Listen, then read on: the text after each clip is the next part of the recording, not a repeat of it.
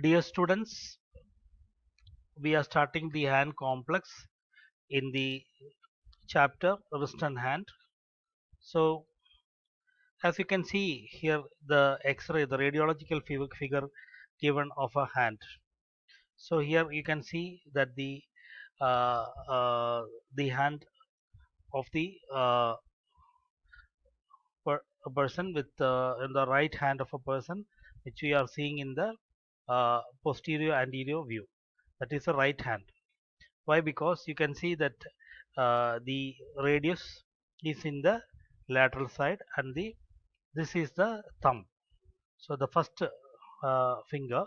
So and you can see you can count the fingers digitally 1, 2, 3, this 4, 5.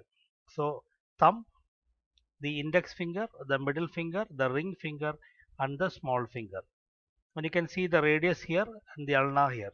You can see all the proximal carpal bones and the distal carpal bone. The proximal carpal bones are the scaphoid, lunate, triquetrum, and pisiform. And you can see trapezium, trapezoid, the keystone bone, which we call as capitate, and then you have the hamate. So this is the carpal proximal carpal bones, and here you can see the radiocarpal joint, and here this is the area which you can see the black mark which is shown in the radiology when the X-ray passes, because it is passing through the soft tissue, that is a TFCC is present here. And then there is a this joint is a mid-carpal joint between the proximal and the distal carpal bones. And then you can see here these are the metacarpal bones. The first metacarpal bones, second, which is shown here as M representing the metacarpal bones, first, second, third, fourth, and fifth metacarpal bones. So the joint between the carpal and the metacarpal bones is called as carpometacarpal joints, or otherwise in short form, here in this chapter we will be discussing it as CMC joints. CMC joints means carpometacarpal joints. So the next joint in our hand is from the metacarpal bones. We have the our fingers, what we call as the bones of the fingers are called as phalanges. Phalanges, phalanges. And you can see that there are 3 phalanges in all the fingers except in the thumb, where we only have 2 phalanges. So the first, so here it is shown in the second finger, the index finger. You can see that after the first, the metacarpal bone is attached to the phalanges 1, phalanges 2, phalanges 3. So this is the proximal, the middle, and the distal phalange. So each finger other than the thumb, every all other 4 fingers have 3 phalanx. So 3 phalanx.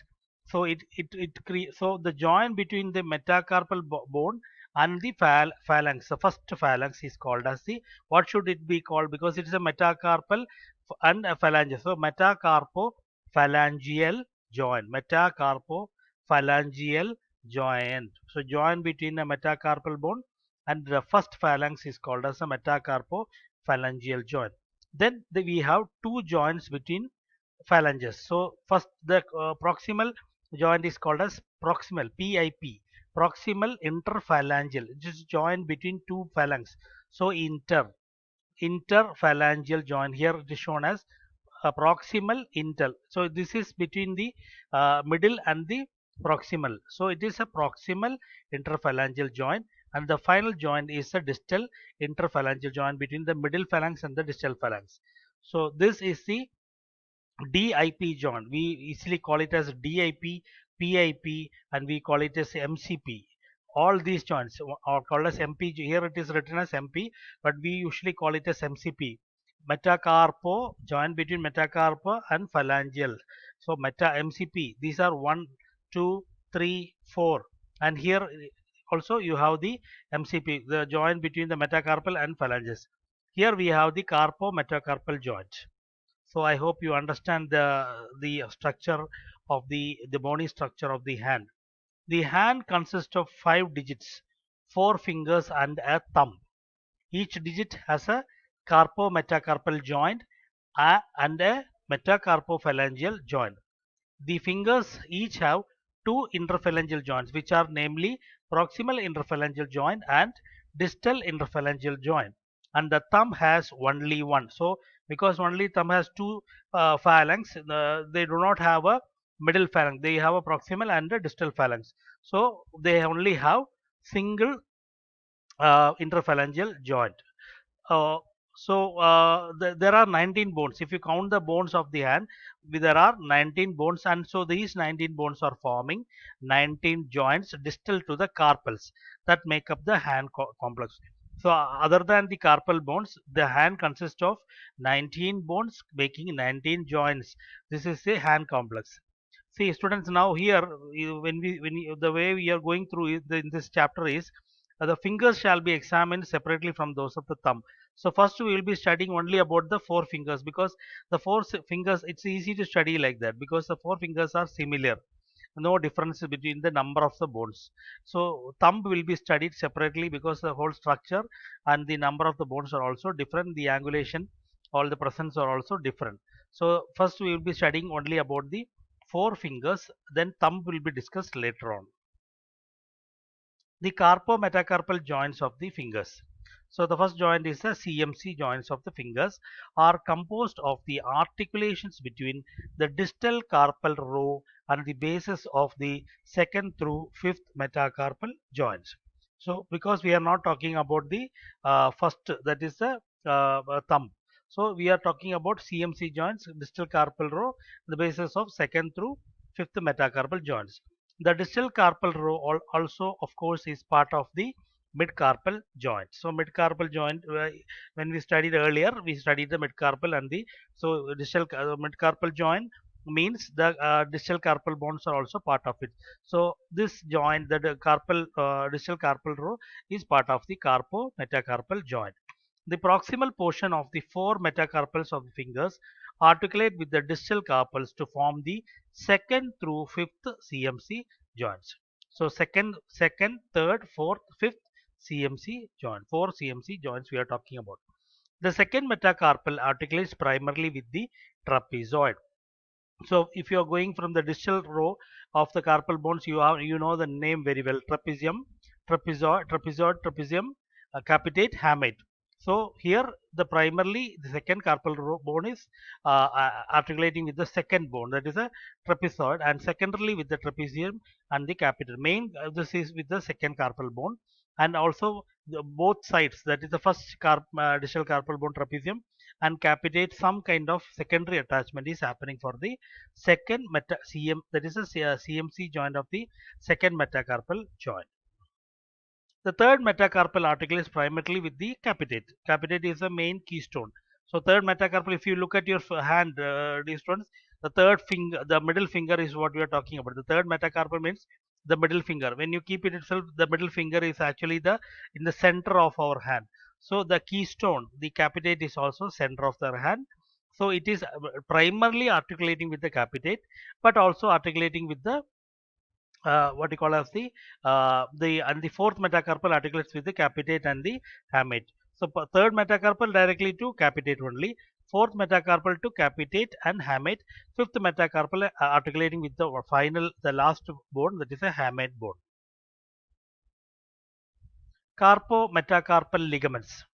All finger CMC joints, we are not talking about the thumb, that's why finger CMC joints are supported by strong transverse and weaker longitudinal ligaments volarly and dorsally.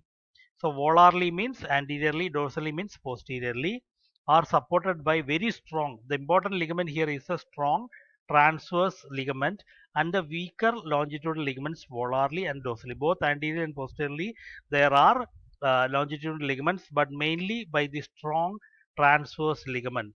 The deep transverse metacarpal ligament spans the heads of the second through the fourth metacarpals volarly. In the anterior aspect, the deep transverse metacarpal ligaments, they are deeper and very in contact with the metacarpal bones, spans through the heads of the that is the base of the heads of the second through fourth metacarpals volarly.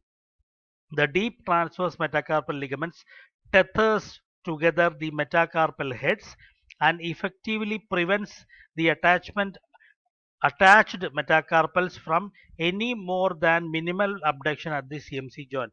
So what is the function of this deep transverse metacarpal joint?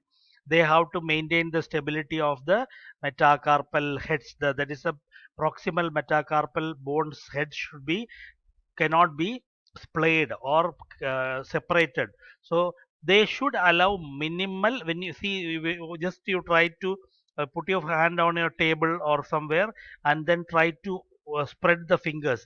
You can see that there is a mild degree of movement between each metacarpal. Take your another finger and keep it on your hand. You can see that when you spread the fingers, the abduction of the fingers, you can see that the put a finger between each metacarpal bones, and then try to spread the fingers. You can see that mild abduction of the metacarpals are allowed. More abduction is not allowed because of the strong deep transverse metacarpal ligaments. Although the transverse metacarpal ligaments contribute directly, it is a direct contribution of stability to the carpometacarpal stability. It also is structurally part of the metacarpophalange MCP joint of the fingers also. Even though here it is in the downward part, or what we call as the proximal part, the transverse metacarpal ligaments are present. Because of their presence, it also affects the stability of the MCP joints. MCP joints also are stable because of the deep transverse metacarpal ligaments. See, here you can see clearly. Here you can see clearly. See, we are talking about the volar area, and you can clearly see the transverse. Sorry, you can see the transverse carpal ligament. See, very strong transverse carpal ligament which are present. See, this is the transverse carpal ligament, and you can see the carpal bones, the hamate. So this is from the lateral to the trapezoid, capitate, which is a keystone with the middle part, and then we have the hamate. I hope you can see clearly how it is placed. And here the other ligaments are ligaments between each carpal bones. These are called as intercarpal ligaments. Okay, the ligament structure.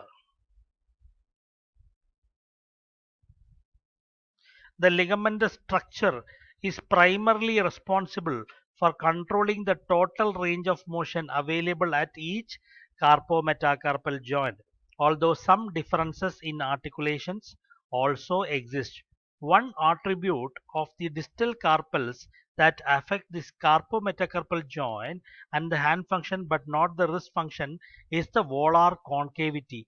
Here you can see a volar, the anteriorly the carpal bones are creating, you can see the clearly there is a concavity. So this concavity is also creating a kind of stability. It is also giving a form of arch, an arch is produced here. Any arch like structure is always a stable structure. So this what we call as the arch, which we call as carpal arch, are formed by the trapezoid, trapezium, capitate and hamate. So this concavity of the proximal transverse carpal, otherwise called as proximal transverse carpal arch, is formed by the carpal bones. And above you have the transverse carpal ligament forming a tunnel-like structure, which is also, so the carpal shape and the presence of the transverse carpal ligament, the intercarpal ligaments, and the weaker longitudinal ligaments altogether give very good stability to the carpometacarpal joint. The carpal arch persists even when the hand is fully opened and is created not only by the curved shape. See, now all of you, my students, you open your palm. You can see your palm, and you can look at your palm of the right hand, and then just touch the lowermost part of the hand, and you can see you can see the thenar muscle and the hypothenar muscles forming the thenar muscles forming the hypothenar muscles forming the medial border of the hand, thenar muscles forming the base and also the lateral border of the half of the lateral border of the hand. So in between them, you can see that if you just fold your hand like cupping, if you're taking some water in your hand, you can see the concavity in the proximal carpal bones.